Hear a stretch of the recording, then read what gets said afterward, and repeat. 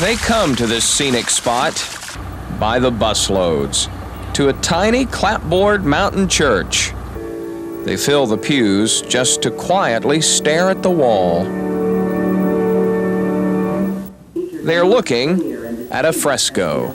This fresco of the Last Supper was painted by Ben Long, a Statesville, North Carolina native. Fresco, it's what Michelangelo did.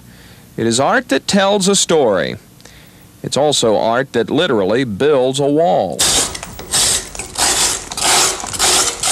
Jeffrey Mims is destroying part of his fresco after more than 20 hours of work on it. Does it break your heart to do this? Yeah, it does. Still, because it's permanent, you really don't want to leave anything that you're not happy with. Fresco is permanent. First, the artist puts plaster onto the wall, then paints while the plaster's wet.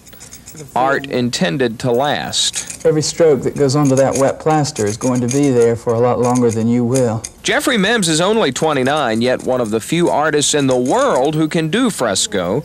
An assistant here on the first fresco project, he was invited back to Glendale Springs to do this work in memory of a local girl. Subtle is the word in a painting. You don't want... And the subtle theme of this fresco is death. Death seen as one of life's many goodbyes. The painting is built around Christ saying goodbye to his mother. Well, there's a whole life cycle that moves through this fresco. It starts with women who are the bearers of life and children, down to the philosophers in old age who are looking back over the whole cycle. Jeffrey's work began months ago, and like fresco painters of old, he first had to find a cast of characters. Everyone here is a real person. It's a live model. Even the man with the board. He posed like this for hours while Jeffrey sketched him. A certain spark and a certain life that you get from working from nature that you don't get from working from imagination. From the individual drawings, Jeffrey went to a full-scale model of the fresco. This is called a cartoon.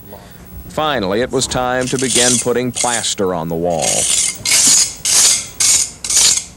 It will take Jeffrey 20 hours to redo this part of the wall he didn't like.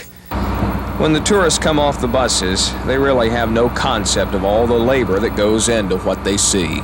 There's no way that they can know what goes behind something like this, but that's always been the work of monumental painting. It's a public work. It's done for the people, and it's... whether they appreciate it or not. Whether they appreciate it or not. Jeffrey Mims doesn't have to work this way, long hours, barely making a living.